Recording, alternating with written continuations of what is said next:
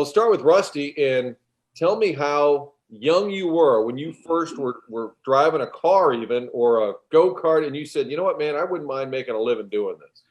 Well, I started out, driving these cars back in St. Louis when I was about 14 years old, 15, a lot of stuff going on there. But my very first official race was the day I turned 16 years old. I remember my dad and mom had to go to the court and get a court order, waiving all the, making sure that the racetrack was clear of anything that might go wrong if I had a wreck or something. So they let me on the track at age 16. You were supposed to be 18, but it got cleared, and that was it. That was the start of my career right then. And Kenny, you were how old then? Do you remember going and watching Rusty? Well, I spent a lot of years early in my life helping Rusty. I'm not just Rusty's little brother, but I'm a big fan of Rusty. So I didn't start racing until I was 22. And but my very first race was 1982, Illinois Street Stock State Championship in Springfield. And then I didn't race for a while, spent my time, always helping Rusty or my brother Mike or my dad. And so, yeah, that's when it all started here in St. Louis. And did you show up, Kenny, and say, hey, I'm Rusty's little brother. Did you wear that like a badge of honor when you go to a track? Absolutely. And I'm proud of Rusty, proud of Mike. But Rusty, he was the risk taker of the family. We came out of St. Louis and, we'd go across that Poplar Street Bridge, head up 55 North, and Rusty would race against the great A.J. Foyt in a great series called USAC up in Milwaukee, Wisconsin. And I'll never forget bringing back those trophies to Valley Park, Missouri. And, I tagged Rusty's coattails my whole early life, and it turned out really good. And Rusty, you were having a great career, but when you win the Cup title in '89, how much does that change your whole life? That pretty well validated everything I wanted to do. I mean, I did a lot of short track racing. I grew up in St. Louis. Our shop was down in Valley Park. We lived over in Fenton. And, but I was always on the road, always gone all the time. That was kind of like my base camp back in Missouri. But I felt as though that I needed to build my name and I had to get my name out there all over the place. And so that's what I did. I was in Bakersfield, California, Jackson, Mississippi, Mobile, Alabama, Milwaukee, Wisconsin. I was everywhere. And then one day something clicked and I said, look, I have got to slow down and quit going all over the place. And that was the time that I said, I'm going to try to win the American Speed Association Championship. And that was the biggest short track series back there then. So I did it. In 1983, I won it. And right away, I got a phone call in 1984. Come down to NASCAR, give you a shot. Raced for a couple years for Gatorade. Everything went pretty good.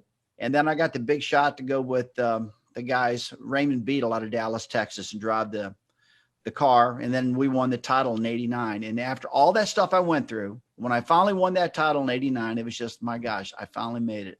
And I'm officially making a living at this deal. Although that's before I was relying on that money from those short tracks to keep on going. But I was making a real legitimate living then after I won that '89 championship. That really set me on top. Do you guys think that NASCAR is sort of shifting back to its roots? Like you see in the dirt stuff and the shorter track. Is there kind of a movement right now? And Kenny, you're out there still racing. Do you think NASCAR is trying to get back to their roots? I do. I really do. Steve Phelps, who runs NASCAR right now, he came out in the middle of the winter and said, listen, we made a mistake. We're trying to make it right. And it's no secret that NASCAR is down some 60%. We used to go to the Brickyard and there would be 300,000 people. And I believe a couple years ago, we only had 40,000 people in the grandstand. So you see NASCAR running dirt at Bristol. They're really, really changing it up. They're adding on a lot of road courses in Texas at Circuit of America. I never thought I'd see that happen. That's the same track that Formula One races on. I mean, I really think NASCAR's trying to make it right and gain some of those fans back that they lost, some 15, 20 years ago. I personally think that's one way to put it. And I agree with what Kenny's saying, but I also think that they really feel as though they got to change something. They got to change it up to try to appeal to the masses, and television has a bit to do with that also. And then they're really researching ideas. I mean, who would ever think that, when you were growing up, you were on the dirt tracks and you're thinking, I want to make it big time. I want to make it to NASCAR. And you get to NASCAR and it's all the big oval tracks. It's Daytona and Talladega and Charlotte and all the places you dreamed of going.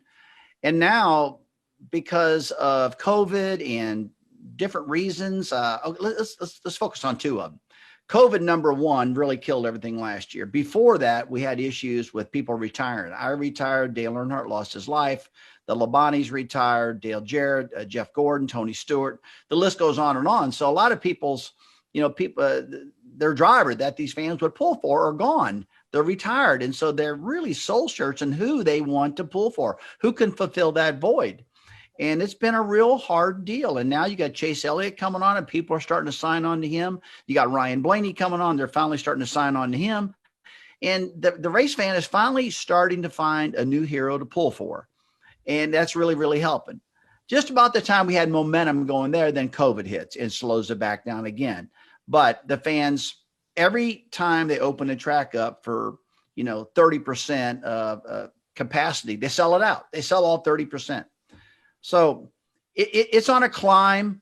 I think that the dirt track thing at Bristol was a neat deal. One thing that kind of made that popular is a lot of the drivers, like the Kyle Larsons and Kenny knows more about their background. Yeah, Christopher Bell. Christopher Bell. That's one of them. A lot of those guys come from dirt, so they're really, really promoted. They love having that dirt race at Bristol, and they were really pushing to get that. So that was a good popular thing. It worked out great for the racetrack. As I'm doing this interview, they're still up there racing. They got a huge race this weekend up there for World of Outlaws, and that doggone the dirt is still on the track, and it's going to stay on the track for a long time, probably before the night race happens at Bristol. But they're trying everything they can to make everybody happy and build that sport back like it used to be. Look, do you think there's going to be 158,000 people like it used to be show up at Bristol? I don't know if they'll ever get that back or not. I'll never forget the last year I raced 2005 at Bristol. We had 158,000 people sitting at grandstand, and every single race was sold out. But then after that, everybody started retiring, and it really slowed that stuff down. I feel like people really enjoyed rivalries too. I mean, not that you got to punch somebody like a Cale Yarborough would do, but who was it? The Cardinals and Cubs. You got these, rivalries sell. How about for you, Rusty, and then you, Kenny?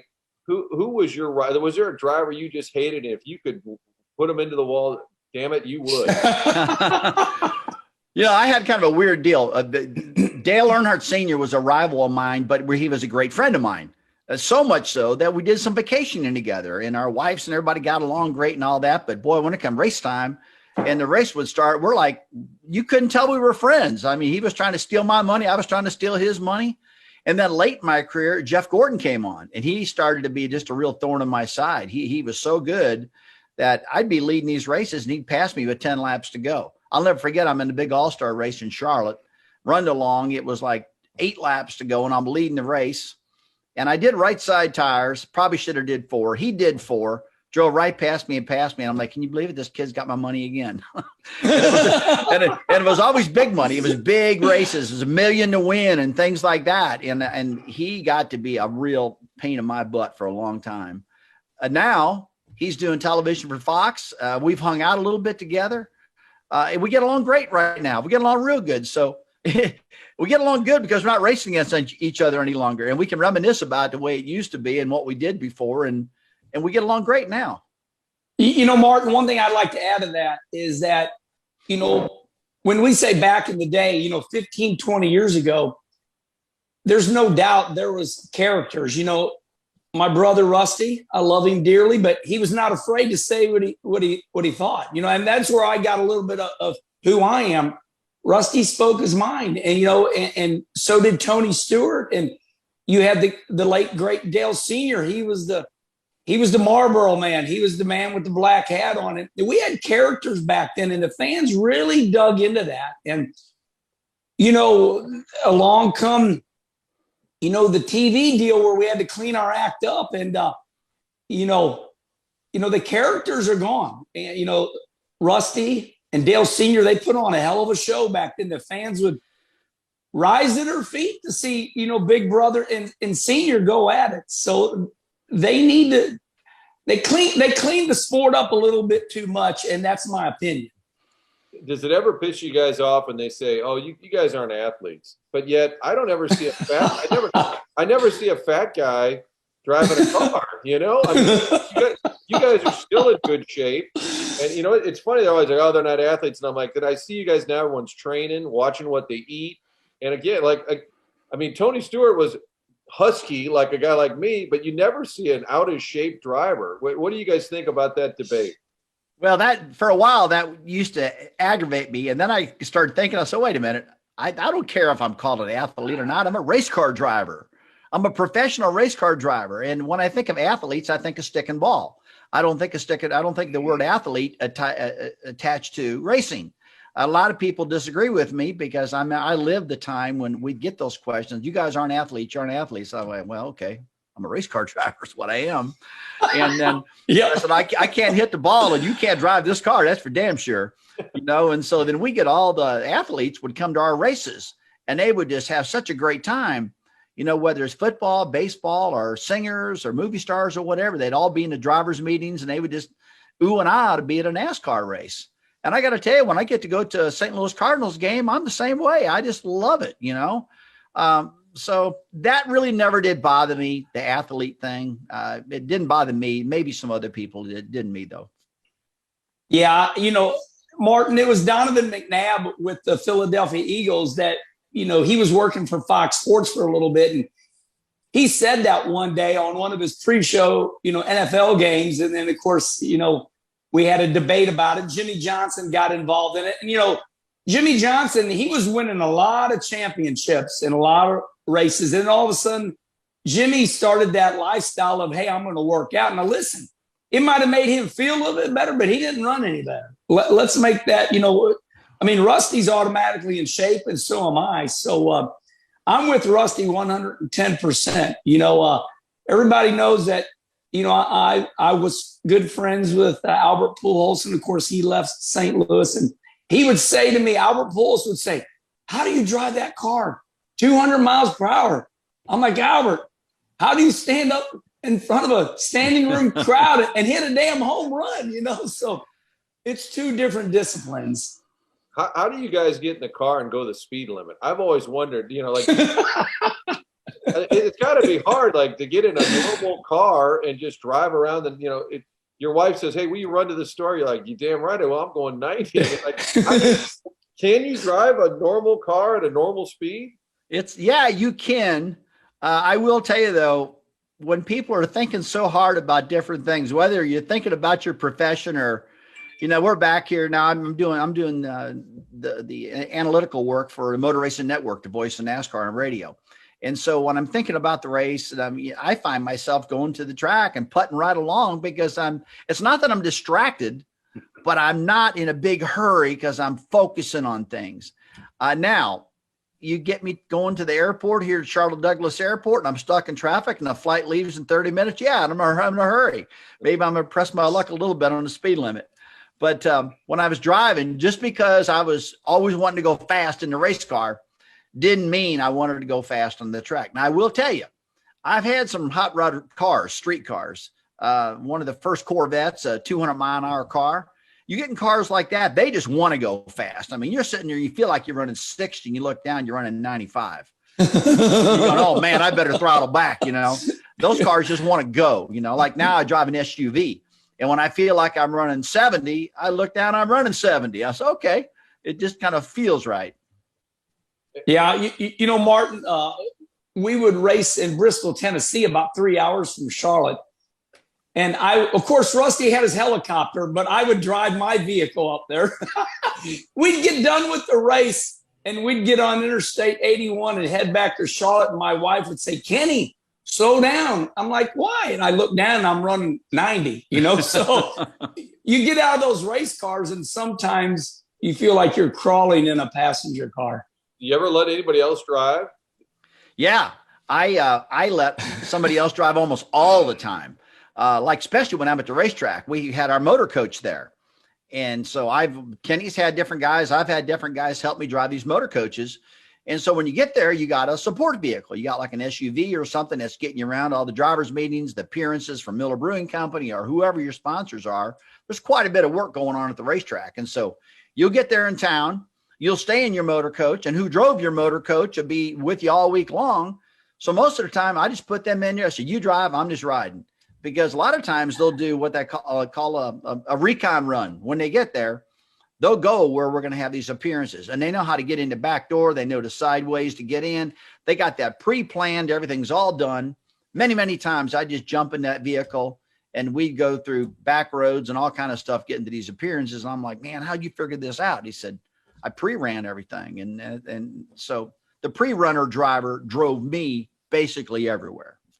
Kenny, what did you learn from Rusty? What great advice over the years, or watching him? What did you take from his skill set?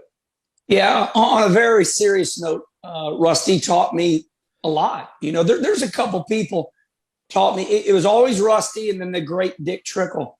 But Rusty taught me one of the most important lessons of my life. It's hope for the best, prepare for the worst. And, you know, that was the number one thing we learned. You know, it's no secret that the great Bobby Allison was Rusty's hero. And, you know, Bobby got hurt. And, you know, and then the other one Rusty taught me was, you know, save your money for a rainy day. You know, we're Missouri boys. You'll never see our last dollar, you know. So, and there's so much more that Rusty's taught me. A lot of it is what he's went through and he shared with me. And he knows how much I appreciate it. Rusty, do you ever call him and say, "Oh, Kenny, get off Twitter," or don't? Did you ever tell him to calm down? No, I actually don't. I enjoy watching him doing what he does. And of late, I've got myself involved in some really high-end custom-built motorcycles. And my son is building those things, and I really, really love that business. And it's got to be pretty exciting. And so we started a brand new company called Southern Country Customs. And we're building high-end, what they call bagger Harley Davidsons. And these are $70,000 to $90,000 motorcycles. And so we went to Daytona Bike Week, and I talked Kenny into coming with me. And I tell you what, he did a great job riding that motorcycle. He laughed like crazy. And the whole time he was there, he was tweeting and tweeting and tweeting, showing everybody what's going on. And the whole industry in NASCAR, they almost got jealous because they did get jealous. They got jealous. They really got jealous because what they're doing their 9-to-5 deal. They're going to work and they're going to that racetrack every single week, and they're doing the same thing repetitively all the time.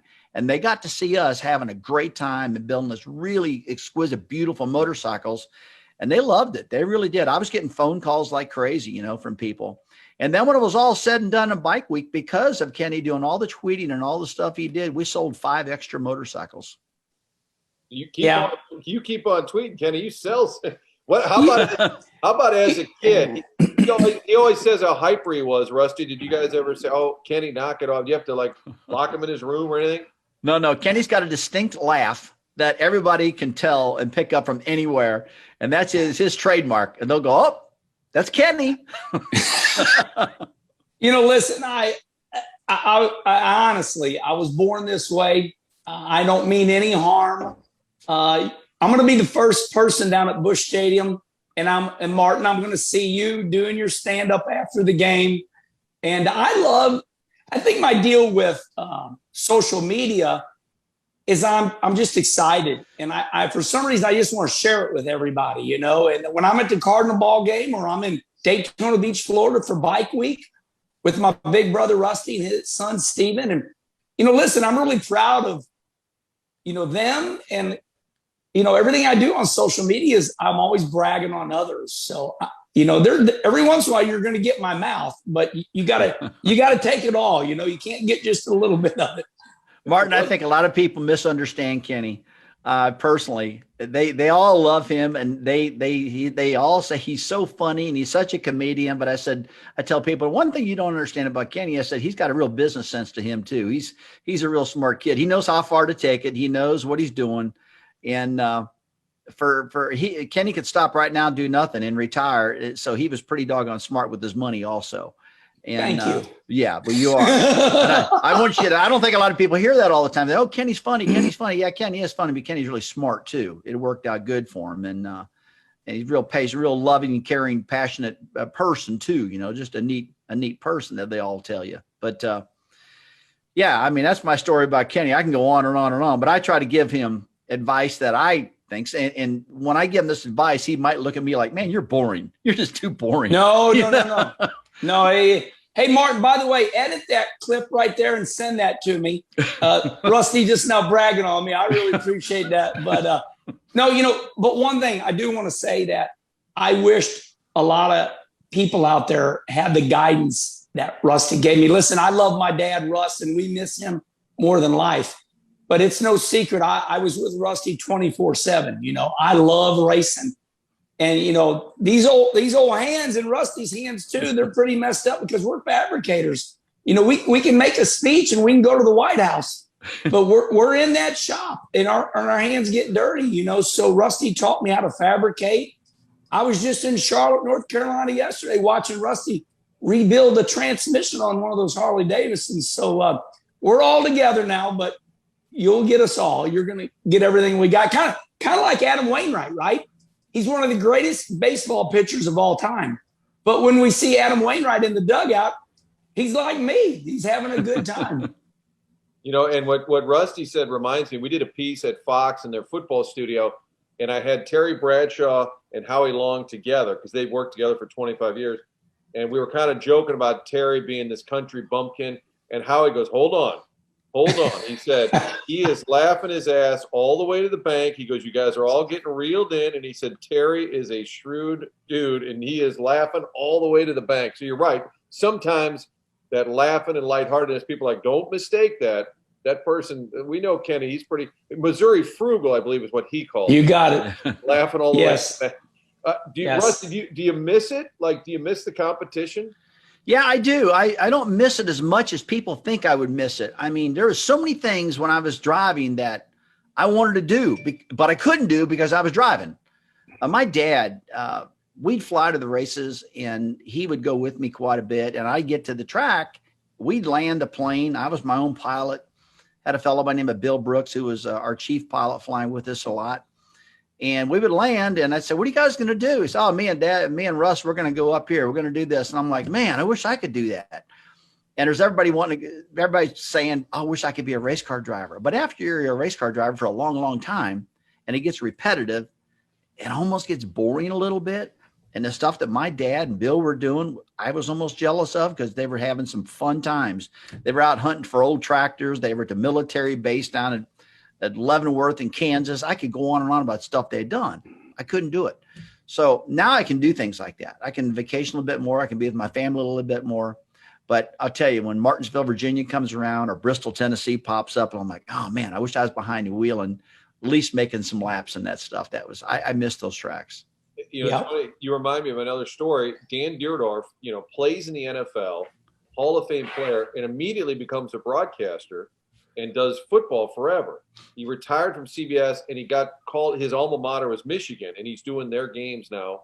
And he said, Martin, I hadn't been to a college football game in 45 years. He said, because I was always at a football game Saturday before in the hotel studying for Sunday, either playing or broadcasting. He said, can you imagine that? I haven't been to a college football atmosphere for 45 years. And he finally got that opportunity, to your point about getting to do something once you're out of your normal routine driving the car. Well, how about for both of you guys, most harrowing experience, like where you really were like, oh my God, this is scary, or do you know it like it happened so quick? Rusty and then Kenny, like a moment in the track where it was really frightening? Well, for me, it was definitely 1993. It was at Talladega, Alabama, our fastest racetrack on the circuit. It was the last lap, checkered flag is waving, and I'm coming to the line, and I'm running, I think, third or fourth, I think. And Dale Earnhardt and I, my rival, we get together. I go end over end. The car went up in the air. It flipped 20 some times, and it went across the start finish line upside down with the roof pointing down, barrel rolling. I think I finished fifth or sixth in that race as the car went upside down across the start finish line. It ripped the body off. It ripped the motor out of it, broke my left wrist, knocked me out. And when you go back and you watch that race on television, you're going, man, you look at the safety stuff we had back then. I really shouldn't have survived that race, but somehow I survived it. And it was like flying razor blades, the bodies flying off it, metals going everywhere. And I missed all that stuff. And so that was my very worst accident ever. I talk to people every now and then about it, and they'll say, hey, what was your worst wreck? And I'll say Talladega, and they just kind of roll their eyes like, oh yeah, whatever. And I said, well, go to YouTube and look at Rusty Wallace Talladega wreck. They look at it and their eyes get this big and they go, oh my God, I can't believe you're alive. Oh my gosh. I said, yeah, it was a bad one. Hey, real quick, you always ask me what Rusty taught me. That's another thing Rusty taught me. One of his greatest quotes of all time. You got to remind people they remember what they want to. So, that was a great reminder, Rusty. And I run like 11th in that race, and I flew underneath of you, and that was devastating to me. But I would say the wreck that changed my life, I needed therapy for it, was 1991. I'm going to win the Xfinity Championship, and I'm up in Loudon, New Hampshire, which is a track that Rusty and myself both ran good at. I won the Bud 300 there, but like 8 months later, I go up there and the rear end breaks in my car, and I go flying into turn 3, driver's side, and hit my head close to the wall. And I remember getting out of the race car and the corner worker saying, Kenny, just lay down here. Let's wait for the ambulance to get here. Next thing I knew, I thought I was at home sleeping. And I hear, Kenny, and I open my eyes, and I'm laying on the racetrack in the middle of turns 3 and 4 at Loudon, New Hampshire. And it was devastating to me. I look back on that time and thinking, man, if not for that wreck, I'd be wearing a Xfinity Championship ring. And it's taken me. I don't know if I'm over it still, but that was the worst wreck I ever had. I cracked 3 ribs, had a positional vertigo, and but we've done our best to overcome and prevail after that one. Yeah, Kenny's like, Martin, thanks for bringing that up. Let's yeah. Damn it. back to therapy. I'll buy you a Bud Light at Applebee's today, and you'll be fine. How about then? Let's more positive. Favorite moment? Can you narrow it down to a favorite race or win or moment of your career? Wow, favorite moment. I got 2 favorite moments. It had to be my first victory in NASCAR, because that pretty well signaled that I kind of made it.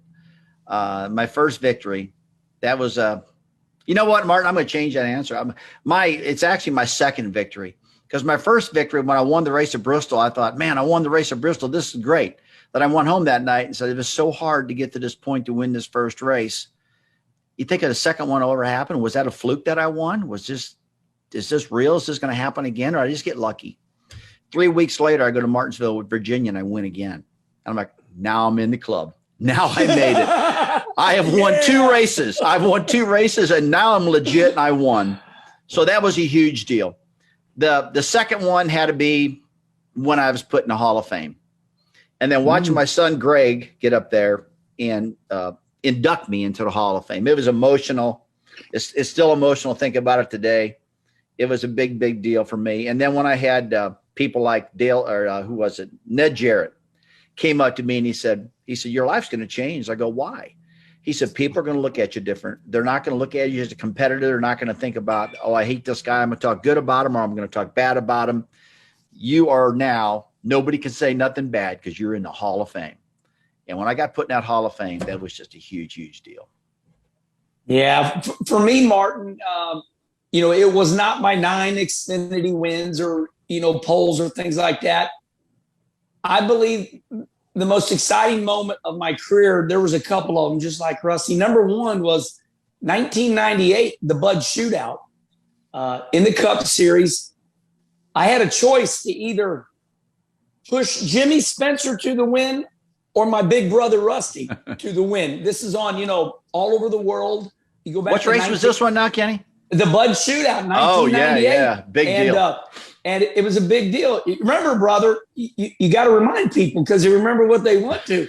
So one of the most exciting moments for me was 1998, Daytona Beach, Florida, the Bud Shootout. Rusty Wallace and Kenny Wallace finished 1-2, and our whole family goes to eat that night across the street from the Daytona Speedway. And you look up, and all over national TV it says Wallace brothers finished 1-2. And I'm like, damn, we're from Arnold, Missouri, baby. You know? That was cool. Yeah. Yeah, that was such a great race because I'll never forget. I'm sitting on the front row, and my rival Jeff Gordon is on the inside, and we're both in the front row. And I look at my rear, and Kenny's on my rear bumper. I'm like, oh, well, this is going to be good. I got Kenny pushing me, but I got Gordon trying to, outshift me and get through the gearbox and get those babies going. I'll never forget. I'm outside alongside of him, and I started cracking the throttle, just revving it up. And every time I'd rev it up, he'd look over at me. He would just look like this. I go, where am I? He goes, run. And so I'm going, okay, I'm going to do something here. I'm going to crack the throttle. And when he looks at me, I'm going to nail the throttle. I'm going to nail the gas. I'm going to drop the clutch. I'm going to go. And hopefully when he goes like this and I nail the throttle and go, he's going to be caught off guard. Sure enough, man, I cracked that throttle and he looked over and I dropped the clutch and off I went, and he grabbed that gear shifter and he's pulling that thing into second gear and tore the transmission out of the car right there at the start finish line. And Kenny locked on my bumper. We won on him. We won that doggone race. But, you talk about playing games on the track. I'll never forget, man, when I revved that baby up and he tore that transmission out because I rattled him, that was so cool. And it was one of those fun moments. And look in the mirror and see old Kenny there, that was just great. Yeah, we were coming off of turn 2 side by side. And Rusty was locked with Jimmy Spencer. At Daytona, it's all about aerodynamics, and they're locked. And I was pushing Rusty so hard off of turn 2 that I was literally lifting the rear of his number 2, the Blue Deuce, the Miller car. I was lifting it up, and I was getting ready to spin him out. And I had to start letting off the gas. I remember after the race, Rusty, you said, oh, my God, you were lifting the whole rear of my car. It took forever, but it was about a second. I finally got Rusty, we broke that connection aerodynamically, got away from Jimmy Spencer, and the rest was history. And that was a lot of fun. We needed a thought bubble as Rusty's driving, look in the rearview mirror like, oh, it's that pain in the ass Kenny, right? Oh, now I like him. Hey, guys, thanks so much for the time. And, it's been great fun for St. Louis, too, to have a rooting interest in NASCAR. And I think it's kind of fun when they look up and see, hey, there's one of our own racing at the big tracks around the country. I know St. Louis has gotten a big kick out of it.